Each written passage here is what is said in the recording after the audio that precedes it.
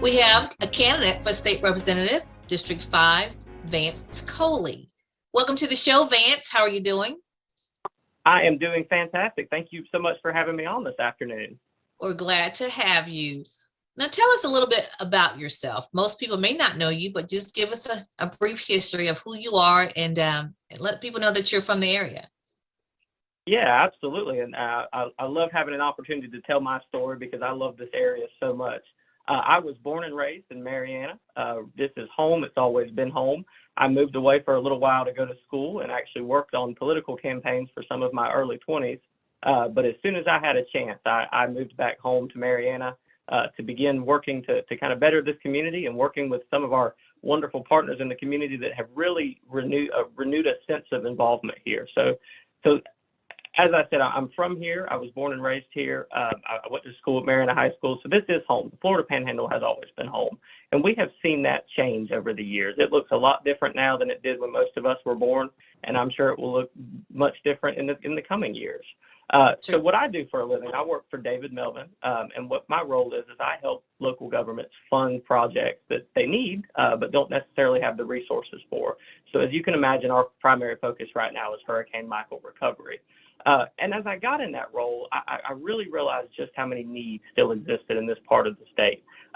For many people outside of Jackson County and our area, Hurricane Michael's over. But we know here at home that Hurricane Michael is very much still going on. We still have lots of recovery that needs to take place. And I began to look around and look to see who might carry our representation to Tallahassee and tell that story in the coming years, as we will have an open seat. And I didn't see anybody that I thought could carry that message as well as I could. So I threw my hat in the ring, filed paperwork to run for state representative, and that's where I am now. And what that role looks like and what that kind of campaign looks like right now is listening. We've got a lot of talkers in politics. We don't have many listeners. And that's a problem because I know what my life is like, but I don't always know what your life is like or what your needs are.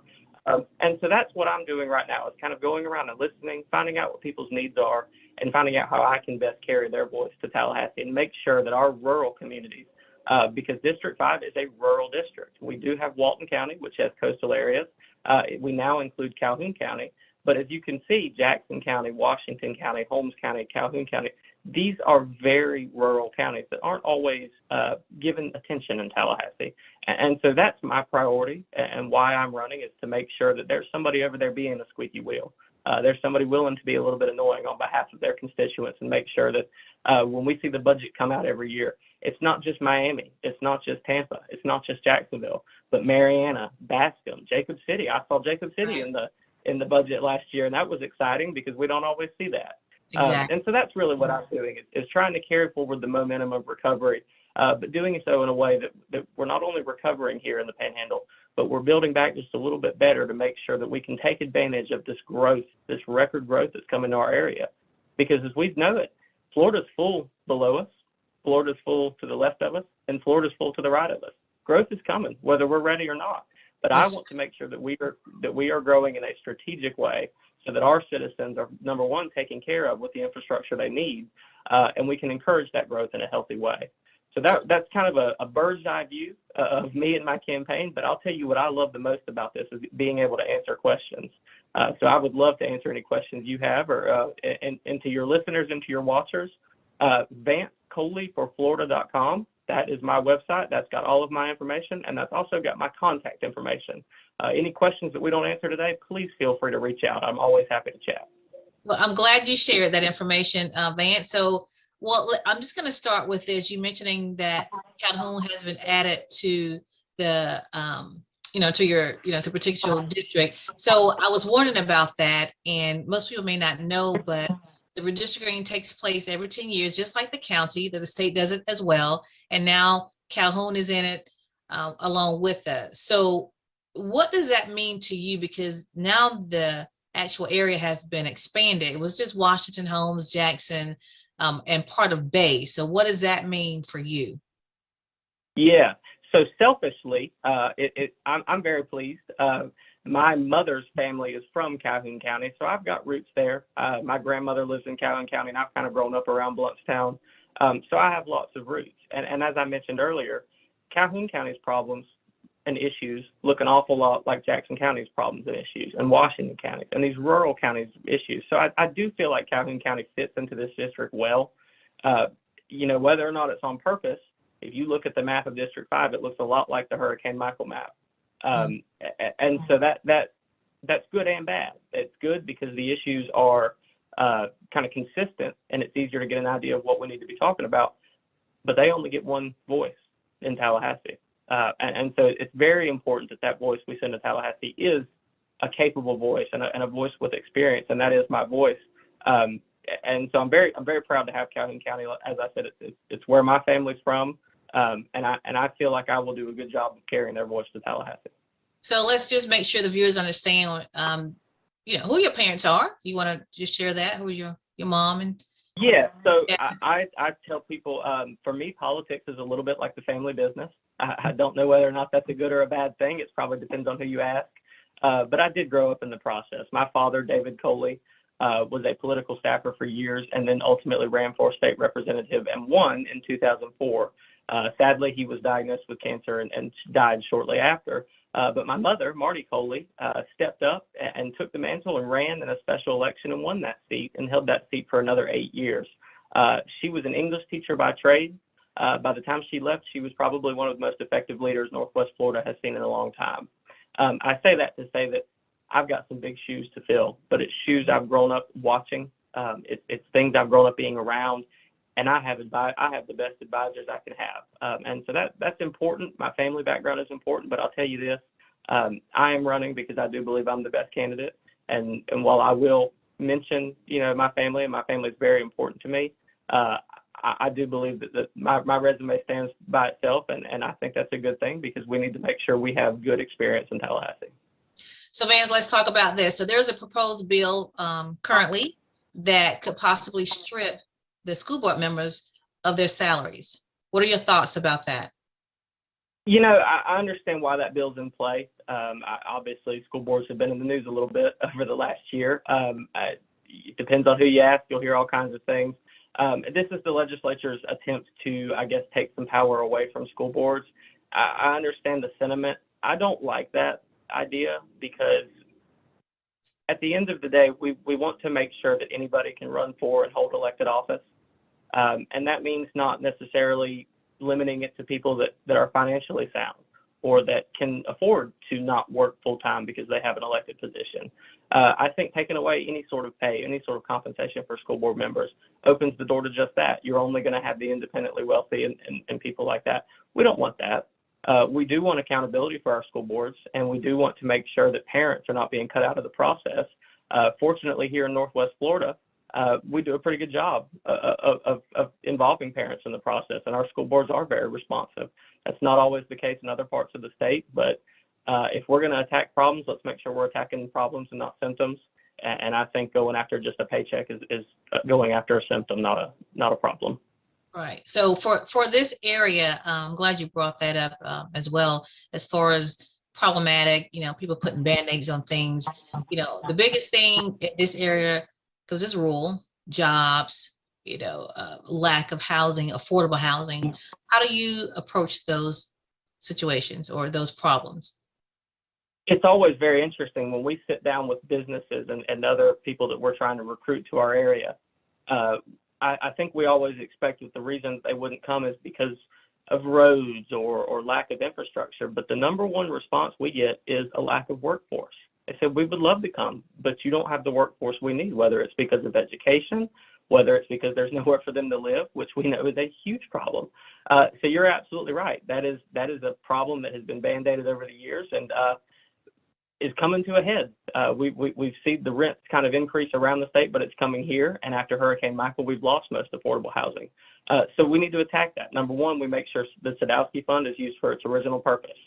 For those that are listening, there's a trust fund in the state of Florida that anytime you buy a house or do a real estate transaction, your doc stamp money goes to that trust fund. That trust fund is supposed to be used for affordable housing initiatives throughout the state. The Florida Housing Finance Corporation kind of administers that. The fun thing about trust funds is you don't have to use them for what they're intended for. And very often, the legislature does not use it for affordable housing. It remains called that. That's what the money goes there for, but it gets used for other things. I would like to see a constitutional amendment limiting that trust fund to only affordable housing initiatives. I think that's the first way we combat it. The second way we combat it, there's a great bill in the House right now that is, as a tenant, you have the option now to pay security deposits and first and last month's rent in installments. Because that's the biggest issue with affordable housing. You might make $35,000 a year, but you owe $6,000 right off the bat to be able to move in. That doesn't add up. That doesn't make sense. And so that's a big issue. As far as up here, supply is the biggest issue. We need to build houses. We don't have many affordable houses. We have seen local governments partner with the St. Joe Company, with Royal American in Bay County, and there has been some progress being made. Right now, there's $1 billion sitting in Tallahassee for affordable housing in Hurricane Michael affected areas. Unfortunately, that money is reserved for repairs.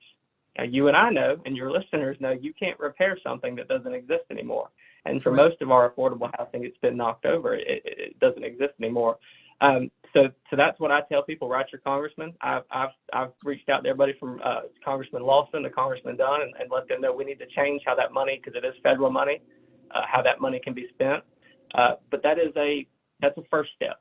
We need long-term strategizing, and that everything has to be on the table, because at the end of the day, we have to have places for these people to live. That's right. Because honestly, it's like a revolving door, or I should say revolving cycle.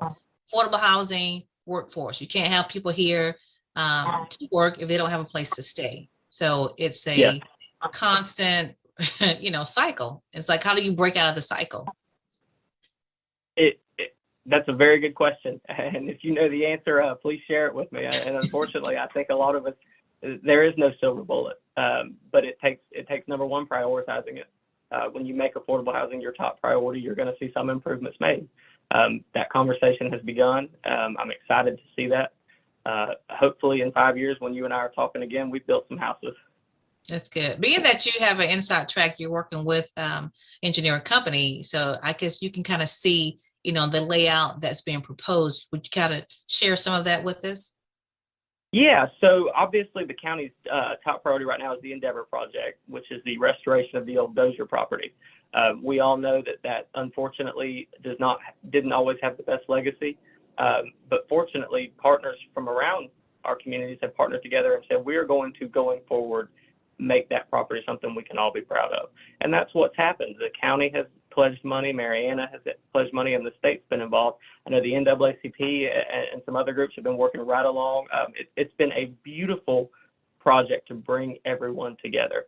And with that area comes a lot of affordable housing opportunities. And so I've seen that prioritized. The conversations have begun. Funding is being, kind of obtained right now. And very soon, I think you should see some big progress being made out kind of the south side of our community. So Vance, let's talk about the rise in electrical bills. Can you talk about that? Most people are complaining. They're trying to figure out what's the solution. What are your thoughts on that? Well, it doesn't help that at the same time power bills are rising. We're talking about legislation in Tallahassee to kind of reduce and remove homeowners' rights involving solar energy. I think whether or not those two things are connected, I think it sends the wrong message because energy costs are more expensive and they're going up quickly. Some of that is inflation, based on inflation. Some of that is based on aging infrastructure, and some of that is flat out based on profit. So you have several things coming together. The first thing we need to do in the state of Florida before we do anything else is ensure that our utilities companies are included in emergency language. One big issue we've had in Northwest Florida is most of this recovery money and this relief money is obviously limited to public projects. Local governments can take it. Very, very seldomly can this money be spent on private property. Most of our utilities in Northwest Florida are in fact privately owned. So they have had to pay for a lot of the recovery out of their own pockets. And as we're seeing now, our customers are seeing some of that. But that's only part of it. And we know the prices were rising before that. We've got to invest in infrastructure. Number one, we have to make sure that our power companies aren't constantly having to replace things and pass those costs along to our customers. And we've seen that. We've seen that they're doing a good job. I think competition is also important. Utilities are inherently a monopoly. Obviously, we can't have 10 different utility companies in the same area, but I do think it's time we take a look and see just how restrictive we're being, because we all know that the bigger the supply, the price will go down. So, as I said, that's a huge problem. The immediate effects we're feeling right now in Northwest Florida, I think, are Hurricane Michael related, but that won't always be an excuse, I guess, so to speak. Eventually, some of these problems we're going to see beyond Hurricane Michael, and I'm disappointed to see some of the things they're doing in Tallahassee around the utilities, but I suspect the pendulum is going to swing soon. Okay, let me ask you this. Give me your top 2 priorities if you were to win the election. What would it be? Okay. These are always my favorite questions because most people expect, I think, a bill. I'm going to make this a law or I'm going to do this. I tell people for the first at least 2 years, I'm going to be an appropriations heavy representative. That means you're going to see my name a lot more in the budget than you are going to see in these policy bills. And that's because that's our needs in this community. There aren't a whole lot of laws that we need to change here. There are some, of course, but the needs right now are very resource-based. And so I will be, like, as I said, you'll probably see me file a slurry of budget requests as I get up there. But on the actual policy side, I'll tell you my other top priority that I'm very excited about. The state of Florida has invested record amounts of money into workforce education over the last 10 years, which I believe is fantastic. I think we are finally starting to understand that you can be just as successful with or without a college degree, and we do our children a disservice by telling them from kindergarten on that they have to go spend $100,000 at a college to be successful. It works for some people, it doesn't for others. With that investment, that money has gone to STEM programs at places like Chipola and Gulf Coast and Northwest Florida State College, and it's been great. We've seen that. Chipola has a great welding program, all these things. Unfortunately, in the state of Florida, in order to be an instructor at a college, you still have to have a master's degree. Well, I can tell you that not many welders have master's degrees and not many roofers and all these kind of STEM type projects. So one of the first bills I sponsor will be to bring that language in effect with our stated priorities of investment. And that means for certain programs, for certain trade-based programs, we will substitute experience for education and allow some of these master welders and these titans in their industry to be able to come teach our next generation of tradesmen and tradeswomen. I think that will instantly improve the workforce situation we have in Northwest Florida, and I think it'll instantly improve how the state of Florida is looked at generally as people begin locating and investing. That is true. That's a good point, especially here in Jackson County. Now, I know you can't, look too far in the future, but here in Jackson County, we do have people that are, leaving the area. And, it's projected to continue in the next 5 years. Unfortunately, our kids are graduating, they go off to college, and a lot of times they don't come back. So we do need something, immediately here to keep our kids, in the area. Absolutely. It's a bit of a chicken or egg conversation, actually, because the question is, are things not here because the people aren't here, or are people not here because the things aren't here? And which has to happen first? There's that cycle. It's a good question. It is an unbreakable cycle. And I'll tell you, I made comments like that when I first graduated high school. I'm moving to Tallahassee and I won't come back. And you see where I'm sitting right now. Yeah. So number one, I would tell people, fortunately, most people realize that the grass isn't always as green as they think it is on the other side. But you're right. Most people, the first thing they do when they graduate is try to leave, whether it's a town over or a state over. Right. We have got to have some resources here to attract young people, to attract younger professionals, because we know the younger professionals are who are driving that investment. And I'm not seeing a lot of it.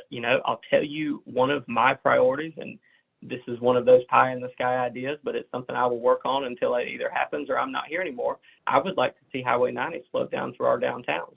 I think a big issue that we don't have a kind of a young professional crowd, or we don't have people just locating in our cities, is because we have no downtown. No vibrant downtown. That's true. Yeah. Correct. And part of that is because you have semis blowing by you at 40 miles an hour as you're trying to walk from store to store. I don't know if you've ever heard of DeLand, Florida, but I'd encourage all of your watchers to look up DeLand. It's a little town in Volusia County, very similar to Marianna, but they actually rerouted their truck traffic around downtown, and they are thriving. So it can be done, and it's something I want to see done. And I think it would be a step towards that unbreakable cycle you're talking about.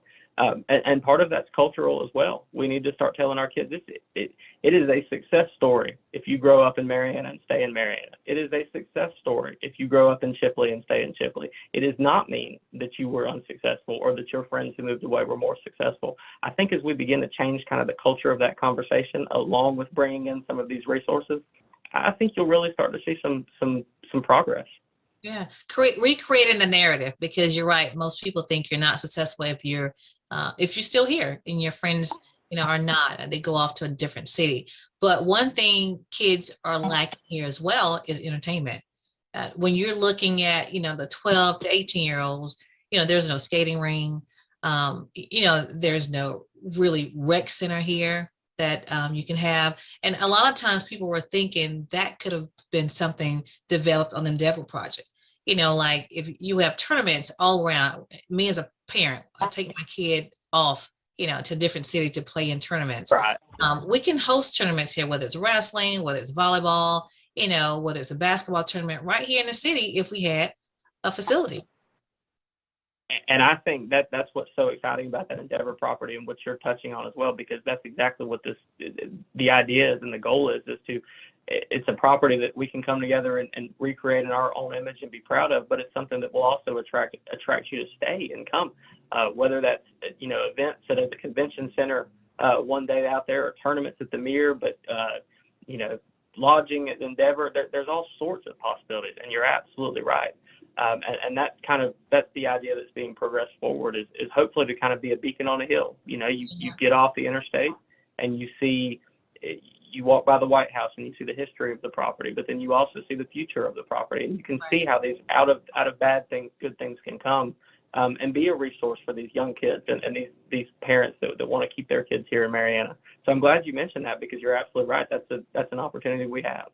Yeah, I just think, we spend so much money traveling. It was like, why can't we host, a volleyball tournament or wrestling tournament or sometime to run here in the city, right there on the Endeavor project. So I hope that's something that, you guys look at, or whoever the powers may be, take a second look at that and not just put everything at the Mirror, but have some indoor activities right there on the campus. Absolutely. There's a beautiful basketball court out there. Yeah. So is there anything else you want to let our viewers know about you before we end the interview? I struck on it when I introduced myself, but I want to harp on it again because it is so very important. We have a lot of talkers in our world right now, lots of people that talk and like to hear themselves talk. We don't have very many listeners, and I don't think it's a surprise that you see that our political process is more dysfunctional than ever.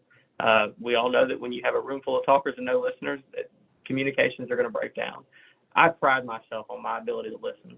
That doesn't mean I'll always agree with you. That doesn't always mean I'll line up with you. But you will never have to ask where I stand, and you will never have to ask to be able to share your opinion with me. So please, as you go forward and as the election comes up, keep that in mind. As I said, my contact information is on my website, vancecoleyforflorida.com, and I'm always happy to answer any questions or hear what you want me to know if I'm asking to be your voice in Tallahassee. So thank you. Just tell us again, how can they reach you, Vance? So it's vancecoleyforflorida.com. Okay. So VanceColey for Florida.com. Okay. All right. Perfect. And I'm sure we will be seeing you around the county. People can get to know you. Do you have any events coming up where people can get to know you? Yes, absolutely. And please go like and follow me on Facebook, Vance Coley for Florida State Representative, and that will keep you an idea of everywhere I am. And it'll also give you another way that you can get in touch with me.